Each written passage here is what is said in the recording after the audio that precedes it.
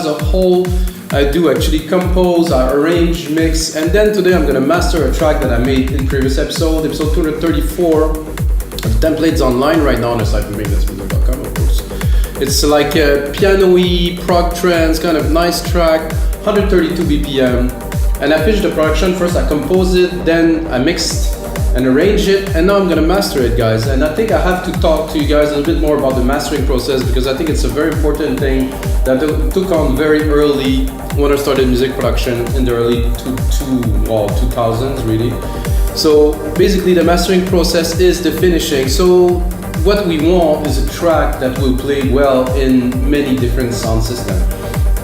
That does mean that your frequency have to be, I wouldn't say linear, but they have to be well contained, so it will sound good on some, you know, let's say some headphones like these. Those speakers, very good reference to hear, all very important. Those headphones, premium quality. Of course, we'll have to sound good on a big sound system because we're making music for the masses that will get played on a large sound system. And this is, I think, the most important part that tend to get forgotten when people are mastering a track on their own. It's like, oh, it sounds good in my headphones and stuff. This is not the point. I mean, it has to sound good on your headphones, yes. But if you have a really big banging track on your headphones, think about how it's going to translate on a big sound system that's super push, that's going to compress on it. It's not going to work very well. And the first step to this process, guys, is preparing your track for mastering, which a lot of people don't do. So first step I would like to tell to everyone is basically when you do a mix, you have to leave space, and you always mix a track without having limiting, maximizing, whatever you may call it, on the out. So you mix a track as flat as possible, you leave some room for the mastering engineer to bring out the musicality in the next step. For you, you know, let's say you're a composer and you also written the track, you arrange it, let's say you've done the whole production work, and then you pass it on to a mastering engineer. You have to think about the person that is coming after you, and this person is gonna know that you leave him some space or not. I have a good example personally. I had a track in 2006 that did very well. It's called Mika Spirit Emotion, Division 7 mix. Very interesting track, very new like in those days, so it was like a very airy, deep, progressive kind of thing. And I made it on my sound system I had then. I sent it for mastering, and when I received it I was like, oof, it doesn't sound good to me on my systems and stuff. But guys, it went number one. Everybody loved it. It got played everywhere around the world. It was a very innovative track, but the way I mixed it was terrible. And the mastering engineer did not get back to me. He just fixed it, you know, the way he could. And this was a good lesson to be learned, because when I listened to it, I was like, oh man, this is bad. But everybody else that listened to it on the Resonant Vibes back then and Beatport, wow, they love it. This was a smashing hit. So this is a thing to understand, that you really have to mix. And if you do mastering with someone, you use a mastering engineer, you have to listen to his feedback. So take his feedback on board. If he's like, well, your kick is way too strong, your kick's underpowered, your lows are muddy or something, take his feedback on board, correct the mix, send it back. He's going to be able to do an amazing job. And if you work with a mastering engineer who doesn't give you any feedback, well, maybe your track was right, or maybe you should work with another mastering engineer. By the way, guys, I do mastering. I think I charge 30 euros on the website, so if you want to get mastering done. Now I have this studio here, I'm preparing something else, of course, but for today I will do the mastering in my headphones, and I'll just give you, two little tips about the start. I will do more sessions about mastering where I will give more in-depth tricks about how to prepare a track, but the most basic, most important thing, don't compress. Don't put compression, don't put limiting on the main out. Mix flat, mix like a track, like it doesn't. If you're able to mix a track flat and it sounds good, that means the next step will make it sound amazing. If you're able to mix a track with a lot of stuff like Sound Goodizer and FL Studio and you think it's good, this is a beginner's mistake, so try to do it the other way. Anyway, guys, we have a track to master, and it is a prog trance track. You can see I pull out the plugins here. I use Waves mainly. I have UAD, but I do not use UAD very much these days for the process. I would have to redo my mastering chain, and anyway. So basically I start here. I have a REQ just here, which I usually filter the low end, like I just do a very steep cut of the low end. Let's say around 21, just 20 or 21K, just to say that I trim the bottom, and just let's have a bit of a listen to the track. So it is flat. You can see it's not maximized, it's not overly blown. I still have 5 656 dB on average, a bit more. So let's listen to this here.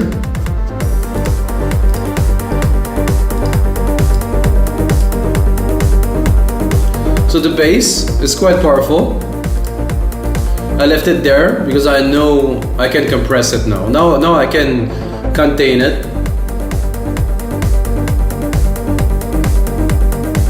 Mid-lows are rich and present. There's a nice little top end thing there, and then I think the piano will come in there.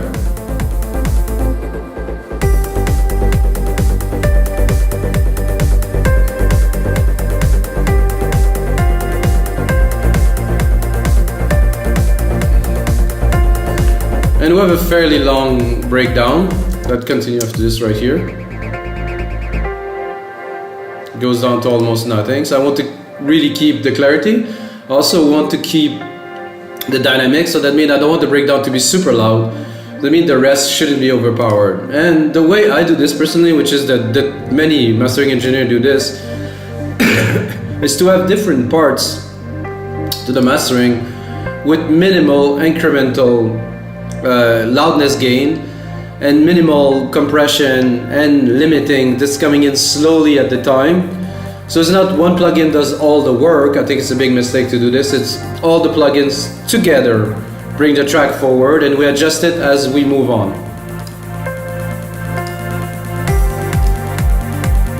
So we'll come back here.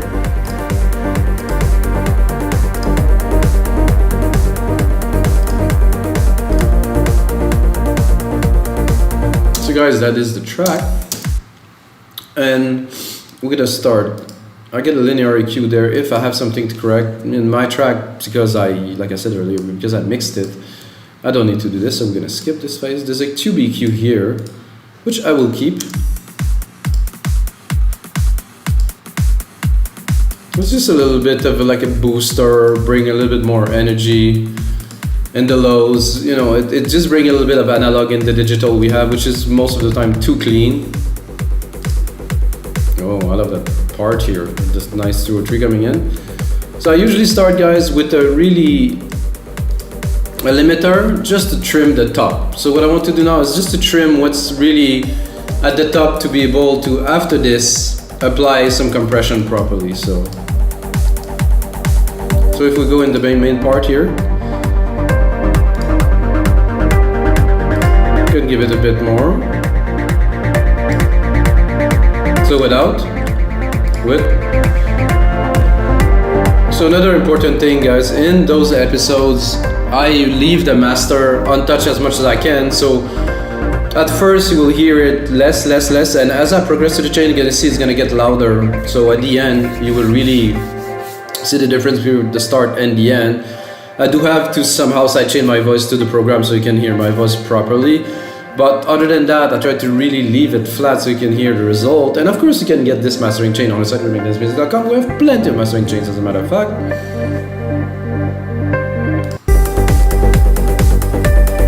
Okay, so the first is there. 2 dB of compression, just like skimming the top a little bit. Nothing too aggressive. Then we go into a LinMb, which is slightly more aggressive. Multiband. Bit more of a phase adjustment for this. It does compress, it does contain the top, as you can see, without.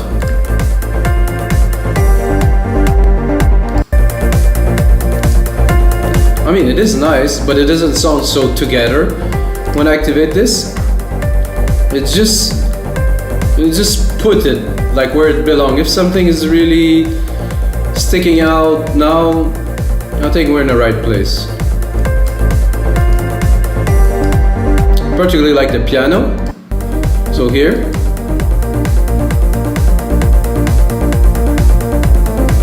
Very full. I really like the mid-lows of this and the low. So I'm barely touching the low end here. I think I will even do a bit less. So I'm barely touching the lows. Very nice. Then we have an API 2500. This is for the character of the low end that I use, so turn it on. Very little, I would say 2 dB max. less. Oh, am I doing that backward? Okay. So that for me add some body to the track. So without. It does contain everything. It's just a compressor, of course, so this is its job to put everything together, but it does, you know, put everything together and give it like a nice gel, a nice glue consistency. And I know that I can hear in those headphones, which are very good, is the ISN that Audio Technica does, that the kick in the big sound system will be like doo, doo, doo, doo, doo, doo, doo, doo, doo. You can really feel it. Without, it's there, but it doesn't have this thickness, you know, that we're looking for dense music.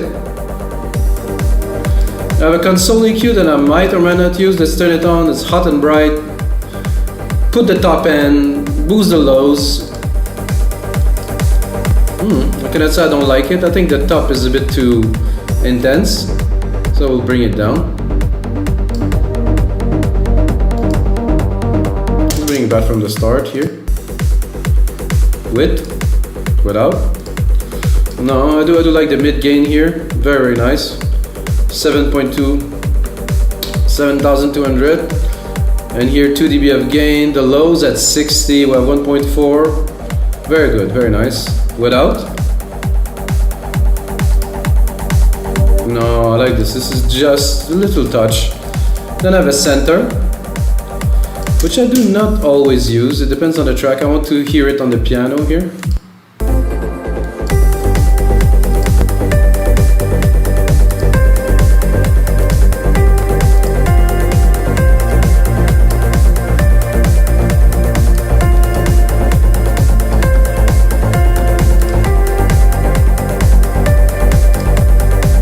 Does really add a lot of dimension to the track. This. I'll drop the master a little bit because I'm a little bit in the red there. Without.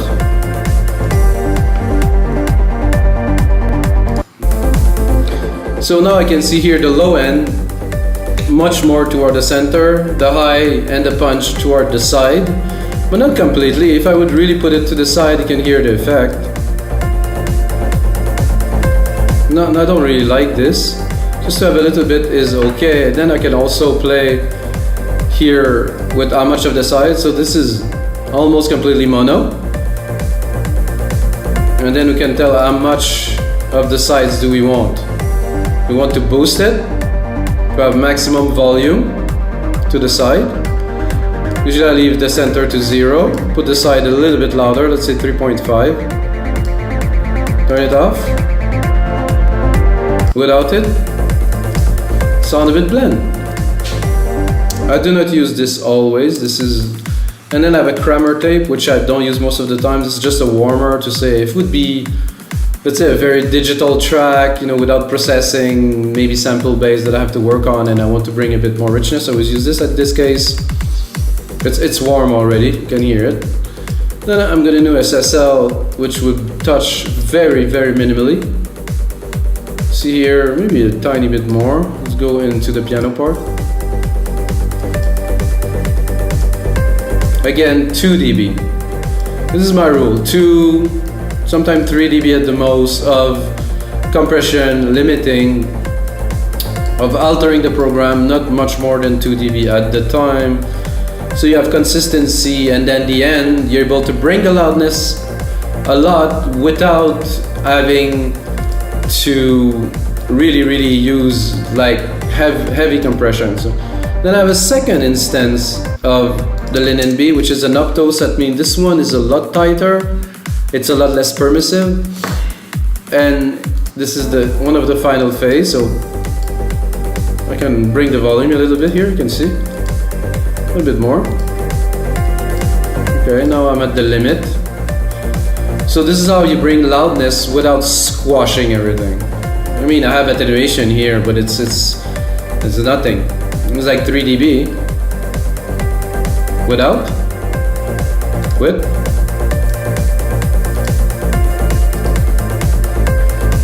And for the final phase of this mastering, of course, L316, which I will balance. So how to use L316 is simple. First you read the instruction. I think it's the best way to go. Then once you read the instruction, you're gonna do this. You turn it on, and you have this bar here, and you bring the threshold and outsetting down at the same time. Once you start losing signal, which is about here, you went too far. So then you go back up, and then you're like, okay, I have some compression. This is good here. Then you can go here in your multimeter to see the result. We're at minus 13 here, but we have the outsetting to bring up here, boom.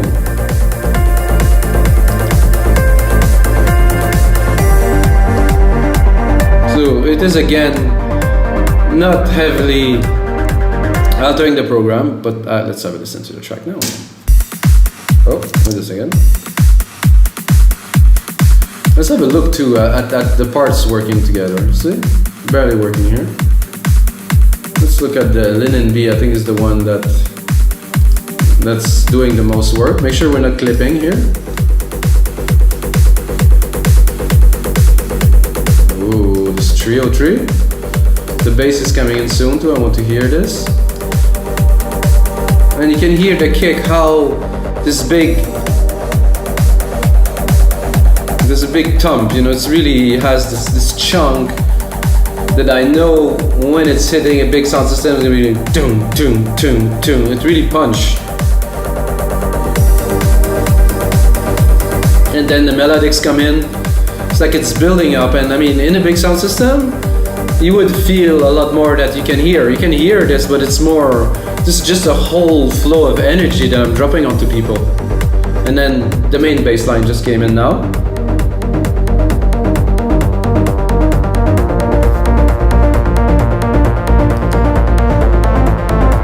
Again,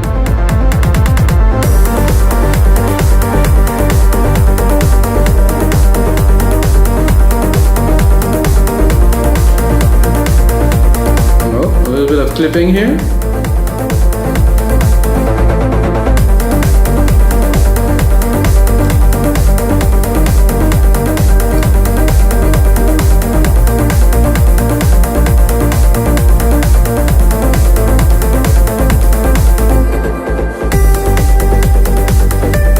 Piano is still super airy, big room.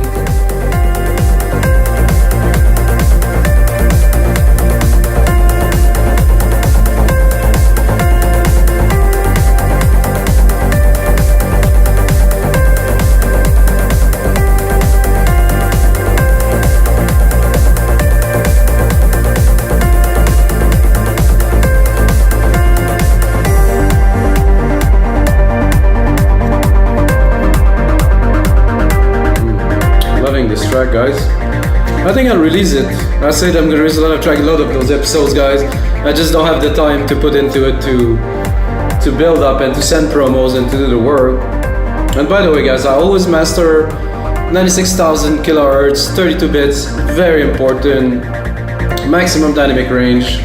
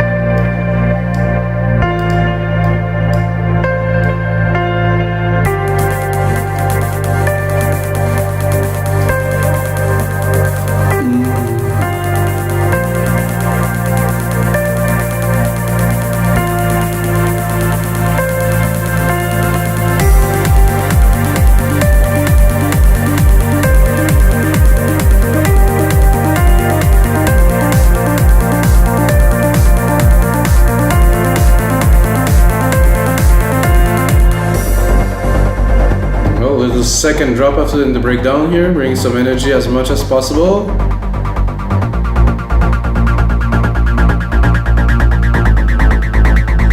I would really see a singer on top of that would work very well.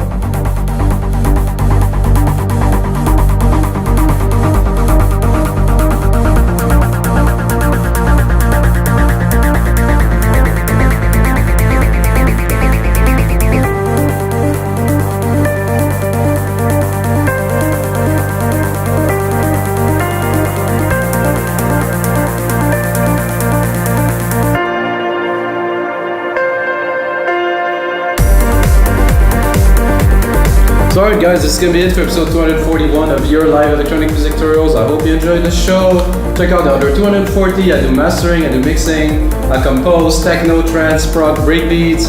I make music for over 20 years guys, and sharing with you is what I do. And until next time, may the sounds be with you.